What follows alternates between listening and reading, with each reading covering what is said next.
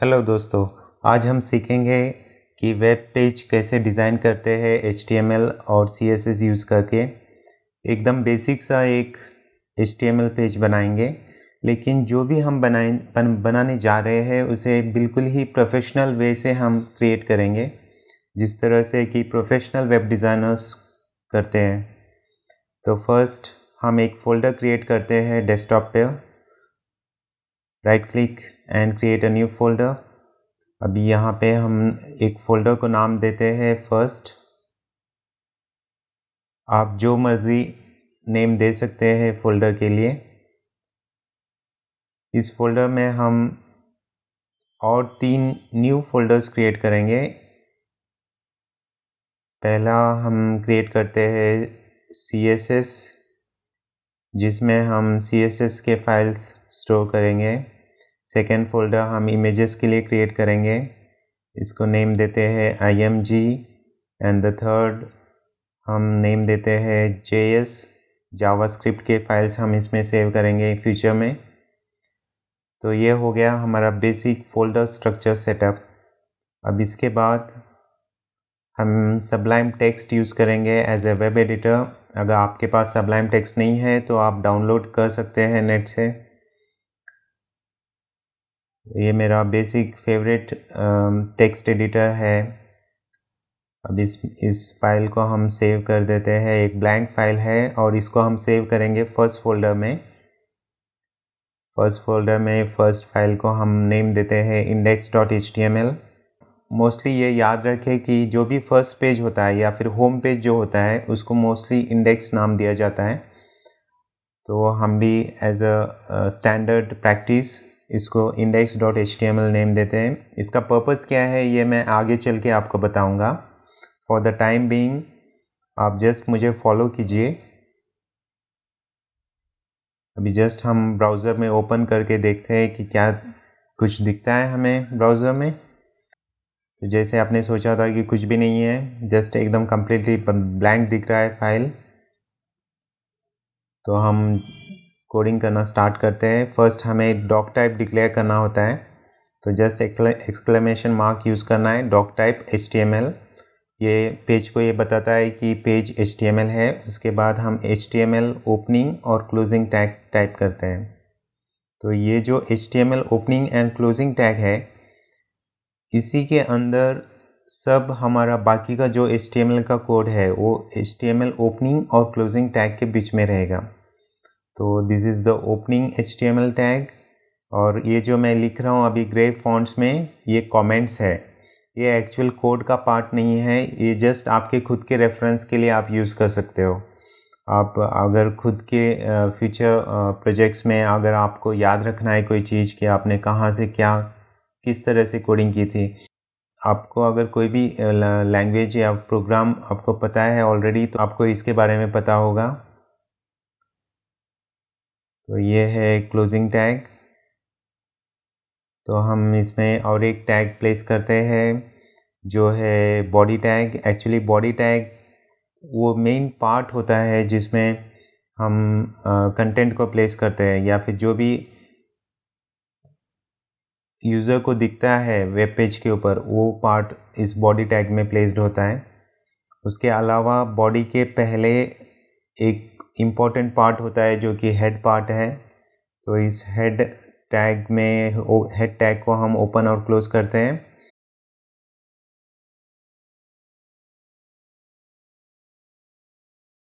और with in the head tags हम और एक टैग क्रिएट करेंगे जो है मेटा कैरेक्टर सेट टैग। अब इसके बारे में अगर आपको अभी फ़िलहाल मैं ज़्यादा जानकारी नहीं दूंगा, क्योंकि आप काफ़ी कंफ्यूज्ड हो जाएंगे इसके बारे में। Actually Meta character set just character set define करता है उस पेज का। मोस्टली सभी पेजेस UTF-8 यूज़ करते हैं, तो इसलिए हम भी Meta character set UTF-8 define करते हैं। फॉर द टाइम बीइंग आप जस्ट मुझे फॉलो कीजिए। जैसे जैसे हम आगे बढ़ते जाएंगे मैं आपके क्वेरीज और डाउट्स को सॉल्व करता जाऊंगा। उसके बाद हम टाइटल टैग को डिफ़ाइन करते हैं। टाइटल ओपन एंड क्लोज करके उसके बीच में मैंने डॉक्यूमेंट लिख दिया है, तो हमारा मेन टाइटल हो गया इस पेज का document.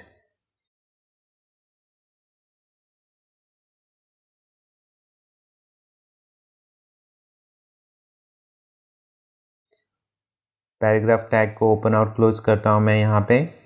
P is the paragraph tag. Paragraph tag एक तरह का टेक्स्ट टैग है जो मोस्टली हम टेक्स्ट टाइप करने के लिए यूज़ करते हैं। तो मैं यहाँ पे लिख दूँगा hello world, this is my first HTML page. Paragraph tag को मैंने क्लोज कर दिया है। तो जस्ट देखते हैं कि अभी सेव करते हैं। सेव करने के लिए आप एक तो फाइल सेव यूज़ कर सकते हो या फिर कमांड S, अगर आप मैक पे हो, और अगर आप विंडोज़ पे है तो कंट्रोल S। अभी हम ओपन करके देखते हैं ब्राउज़र में। ये आपको दिख रहा है कि hello world, this is my first HTML page. अगर आप देख सकते हो ब्राउज़र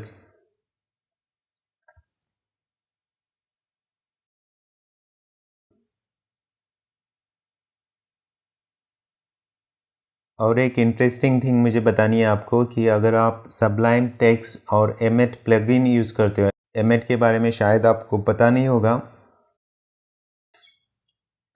एमेट के बारे में शायद आपको पता नहीं होगा, तो मैं आपको नेक्स्ट वीडियो में इसके इंस्टॉलेशन के बारे में बताऊंगा। लेकिन एमेट यूज़ करके आप काफ़ी स्पीड अप कर सकते हैं इस कोडिंग प्रोसेस को। अभी मैं आपको एक एग्जांपल करके दिखाऊंगा। जस्ट मैं डिलीट कर देता हूँ इस कोड को, और इंस्टेड ऑफ दिस कोड मैं यहाँ पे टाइप करता हूँ HTML:5 और जस्ट कीबोर्ड पे टैब प्रेस कर दूंगा, और टैब प्रेस करते ही देख लो क्या हो गया, पूरा कोड अपने आप डिस्प्ले हो रहा है। और यही है, एक तरह का मैजिक ही है कि एमेट यूज़ करके आप बहुत ज़्यादा स्पीड अप कर सकते हो अपनी कोड राइटिंग स्किल्स को। और इसी के अंदर एक पैराग्राफ मेंशन करते हुए this is my first HTML page using Sublime plus एमेट plugin. और अभी मैं ओपन कर रहा हूँ इसको ब्राउज़र में, और आप देख रहे हो कि exactly same to same page हमने कितने फास्ट, कितने कम समय में हमने बना दिया है इसको। तो इसके बारे में मैं जानकारी आपको डिटेल में दूंगा कि किस तरह से हम इसको इंस्टॉल कर सकते हैं आपके सबलाइम टेक्स्ट में। इसके लिए मैंने एक सेपरेट वीडियो बनाने का सोचा है। मोस्टली मेरा सेकेंड वीडियो इस पर ही होगा।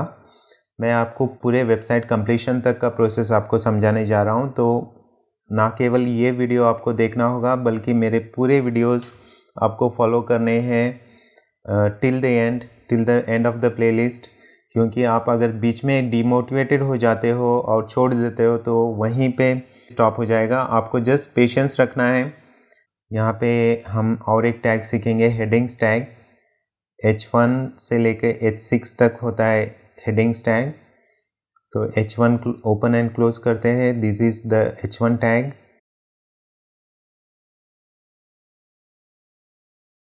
H2, this is the H2 tag.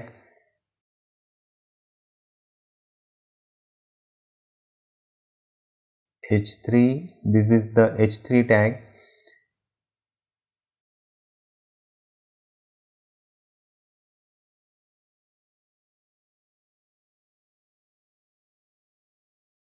H4 और press tab, this is the H4 tag.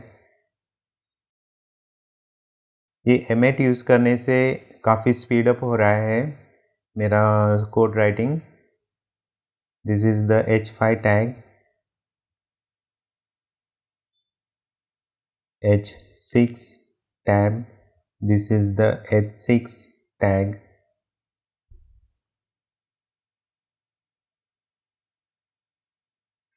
अभी हम ब्राउज़र में चेक करते हैं कि हेडिंग्स टैग किस तरह से डिस्प्ले होते हैं। जस्ट मैंने सेव कर दिया है फाइल को, और अभी right click and open in browser. आप देखोगे कि H1 सबसे बड़ा फ़ॉन्ट है, और उसके बाद जो छोटा फ़ॉन्ट है वो H2 है, H3 उससे छोटा है। इस तरह से H6 तक 6 हेडिंग्स टैग्स है। हेडिंग्स, हम हेडिंग्स के लिए, जैसे कि इसका नेम है, जो भी टाइटल्स या फिर बिग फॉन्ट्स में हमें चाहिए उसके लिए यूज़ करते हैं। ये सर्च इंजन ऑप्टिमाइजेशन के लिए ज़्यादा काम आता है। इसके बारे में डिटेल्स मैं आपको बाद में बताऊंगा। हर टैग के बारे में आपको डिटेल में आपको बाद में नेक्स्ट सीरीज़ में आपको एक्सप्लेन करूंगा। अभी मैं जस्ट h2 टैग को कॉपी एंड पेस्ट कर देता हूँ। आपको मुझे ब्लॉक एलिमेंट और इनलाइन एलिमेंट के बारे में बताना है। आप देखोगे कि ब्राउज़र में कोई भी चेंजेस नहीं हुआ है। मैंने कॉपी पेस्ट किया है, लेकिन फिर भी जो है सेम लाइन में नहीं दिख रहा है, वो नेक्स्ट लाइन में ही दिख रहा है, क्योंकि h1 से लेके h2 तक के जो भी टैग्स है वो ब्लॉक एलिमेंट टैग्स है। ब्लॉक एलिमेंट टैग्स वो होते हैं जिनको पूरी लाइन लगती है, या फिर जो पूरा लाइन यूज़ करते हैं ये टैग्स।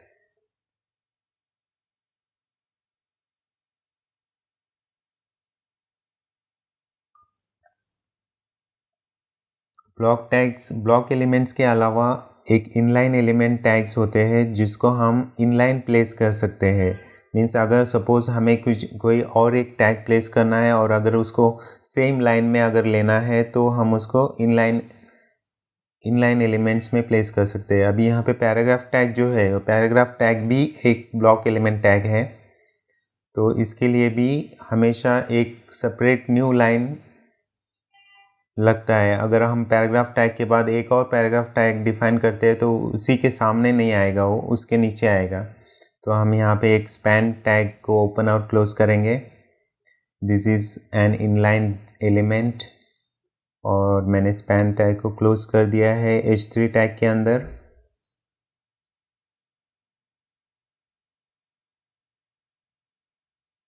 जस्ट हम इसको सेव करके व्यू करते हैं ब्राउज़र में।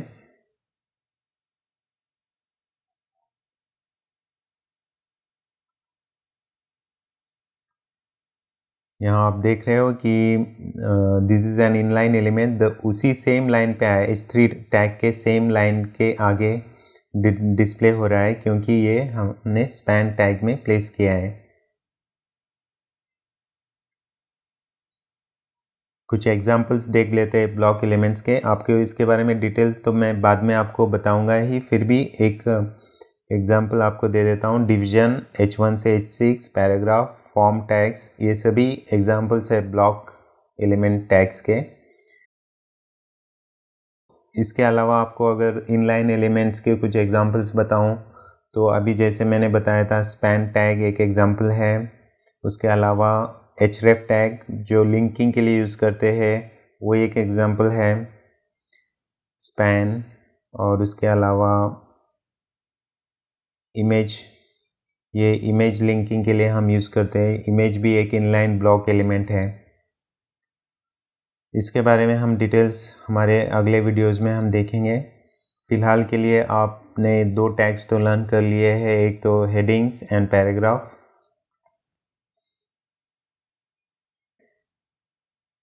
इसके अलावा और एक टैग हम सीखेंगे आज, जो कि है डिवीज़न टैग।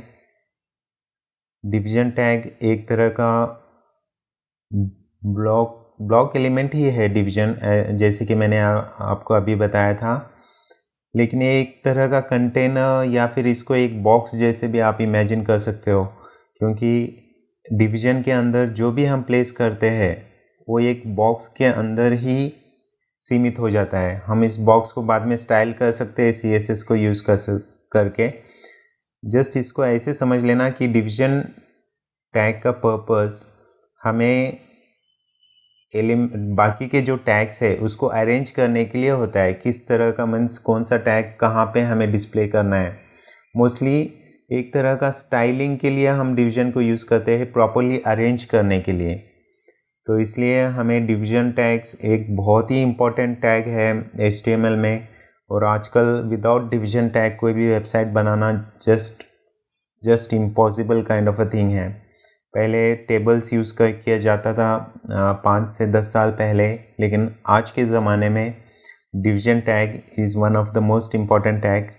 इसके बारे में हम आगे और सीखेंगे। जैसे आपने देखा कि वेब पेज के अंदर तो कुछ भी चेंजेस नहीं हुए, ब्राउज़र में तो सेम टू सेम दिख रहा है, क्योंकि हमने डिवीज़न टैग को कुछ भी स्टाइलिंग नहीं दी है। तो हम थोड़ा सा स्टाइलिंग भी सीख लेते हैं side by side.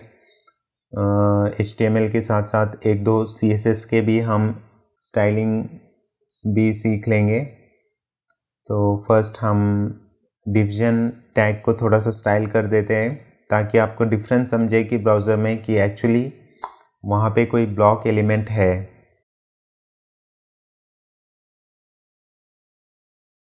Division style is equal to quotes में कलर कॉलन कोई भी कलर दे देंगे, चलो ग्रे दे देते। तो इससे क्या होगा कि जो भी इसके अंदर जो भी कंटेंट है उसका पूरा कलर ग्रे हो जाएगा। अभी आप देख रहे हो कि H1 के जितने भी टैग्स है उनके कलर ग्रे हो गए हैं।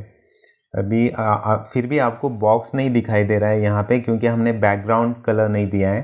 तो जस्ट हम इसके साथ साथ एक और ऐड कर देंगे, इसको वाइट कर देते हैं और बैकग्राउंड कलर दे देते हैं ग्रे, लेकिन इस बार हम थोड़ा सा डार्क ग्रे देंगे। तो एक हेक्स कोड यूज़ करते हैं, इसके बारे में आपको मैं बाद में बताऊंगा, क्योंकि कलर कोड्स भी धीरे धीरे आप मास्टर कर दोगे कि कौन सा कलर कोड क्या है। ये थोड़ा सा आपको जानकारी आ जाएगा जैसे जैसे आप प्रैक्टिस करोगे। तो यहाँ पे हेक्स कोड 777 दे देता हूँ। तो अभी आप ओपन इन ब्राउज़र करके देखिए तो आपको पूरा बॉक्स दिख रहा है। अभी जो भी आपको ग्रे में दिख रहा है ये पूरा डिवीजन ब्लॉक है।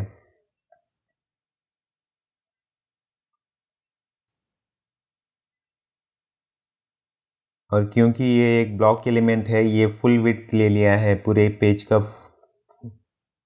विड्थ इसने मेंटेन कर लिया है। अभी हम P को भी स्टाइल कर देंगे, पैराग्राफ टैग को P स्टाइल। इसको कलर को हम चेंज कर देते हैं, रेड कर देंगे और जस्ट चेक करते हैं ब्राउज़र में। तो ये जो लाइन है इसका कलर रेड हो गया है। अभी हमने स्टाइलिंग तो कर दिया है CSS में, लेकिन ये थोड़ा सा प्रोफेशनली उतना परफेक्ट नहीं है, क्योंकि मोस्टली अगर इस तरह से अगर हम स्टाइलिंग करेंगे इनलाइन हर एक एलिमेंट को, तो HTML पेज काफ़ी लॉन्ग भी हो जाएगा और जो लुक है पेज का वो प्रोफेशनल नहीं रहेगा।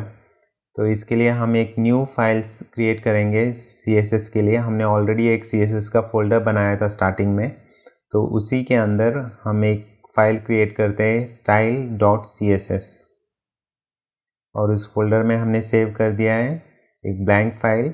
अब उसमें हम इस कोड को हम प्लेस करते हैं। कलर कॉलन रेड जो है पैराग्राफ के लिए एक अलग से एक क्लास क्रिएट करेंगे। यहाँ पे क्लास और IDs के बारे में मैं आपको बाद में बताऊंगा, लेकिन just for the time being आपको जस्ट इतना क्रिएट करना होगा, dot red curly brackets open करके। चलो रेड के बजाय हम रेड 1 यूज़ करते हैं और यहाँ पे हम कलर देते हैं रेड। तो यहाँ पे हमने एक क्लास क्रिएट किया है जिसका नाम रेड1 है। तो अभी हमें उस क्लास को हमारे HTML पेज में यूज़ करना पड़ेगा। उसके अलावा और एक क्लास हम क्रिएट करते हैं हमारे बॉक्स और डिवीज़न के लिए, उसको नेम देंगे आवर बॉक्स। और इसमें यहाँ पे जो हमने स्टाइल दिया था उसको कॉपी पेस्ट कर देते हैं और कलर वाइट इसको सेकेंड लाइन पे लेंगे, थोड़ा सा सिस्टमेटिक लगेगा। तो अभी हमने 2 क्लास क्रिएट कर दिए हैं, रेड1 और बॉक्स। तो यहाँ पे हम क्लास को चेंज कर देते हैं, paragraph class is equal to रेड1।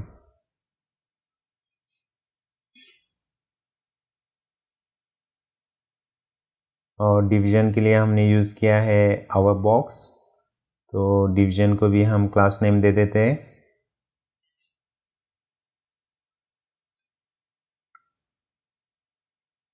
Our box. शायद कुछ रॉन्ग हो रहा है हमारा, शायद कुछ रॉन्ग हो गया है। ओ सॉरी, मैंने स्टाइल लिख दिया है यहाँ पे बाय मिस्टेक। एक्चुअली क्लास देना था यहाँ पर, तो आप जस्ट उसको चेंज कर दीजिए, division class is equal to our box. तो ये परफेक्टली अभी प्रोफेशनल लग रहा है और इस तरह से ही आपको फ्यूचर में कोई भी वेब पेज को क्रिएट करना है। अभी हमने ये तो कर दिया है, बट हमने CSS फाइल को लिंक नहीं किया है। तो CSS फाइल को आपको लिंक करना पड़ेगा। तो हम यहाँ पे link href is equal to path दे देंगे CSS जो फोल्डर हमने क्रिएट किया है उसके लिए css/style.css rel is equal to style sheet और क्लोज कर देते हैं एंगल ब्रैकेट्स को और सेव करते हैं हम इस फाइल को और ओपन इन ब्राउज़र। और आप देखेंगे कि सेम टू सेम हमें वही दिख रहा है जो हमने स्टार्टिंग में देखा था। अगर आप यहाँ पे राइट क्लिक करके व्यू सोर्स करते हैं ब्राउज़र में तो आपको फुल कोड एकदम नीटली अरेंज दिखेगा, कमेंट्स आपको ग्रीन में दिखेंगे और एकदम परफेक्ट एक प्रोफेशनली कोडेड वेबसाइट दिख रहा है, प्रॉपर्ली इंडेंटेड है। और अगर कोई भी आपका कोड चेक करेगा तो उसका जो फर्स्ट इम्प्रेशन रहेगा आपका कोड देख के वो एकदम बढ़िया रहेगा। तो आपको इस तरह से कोडिंग करनी है, एकदम सिस्टमैटिक, एकदम परफेक्टली, एक प्रोफेशनल स्टाइल में। फ्यूचर सीरीज़ में मैं बहुत सारी चीज़ें आपको कवर करने वाला हूँ, जैसे कि वाई फ्रेम्स कैसे क्रिएट करते हैं, वाई फ्रेम से हम फ़ोटोशॉप में डिज़ाइनिंग कैसे करेंगे और फ़ोटोशॉप से हम उस डिज़ाइन को HTML CSS में कैसे कन्वर्ट करते हैं, ये भी मैं आपको सिखाने जा रहा हूँ। तो जस्ट पेशेंस रखिए थोड़ा, एक साथ एक दिन में आप मास्टरी नहीं कर सकते इस चीज़ को, लेकिन धीरे धीरे आप पूरा का पूरा प्रोसेस एक प्रोफेशनल वे से सीखोगे। और लाइक एंड सब्सक्राइब करना ज़रूर ना भूलें दोस्तों, मुझे आपके लाइक्स और सब्सक्राइब की बहुत ज़रूरत है। और at the end of the series या कहीं भी किसी भी वीडियोज़ में आपको अगर कोई भी डाउट्स है तो बिल्कुल आप एकदम फ्रीली फ्रैंकली मुझे कमेंट्स में पूछिए, मैं आपको रिप्लाई दूंगा। मेरे चैनल का नाम है मकड़ी।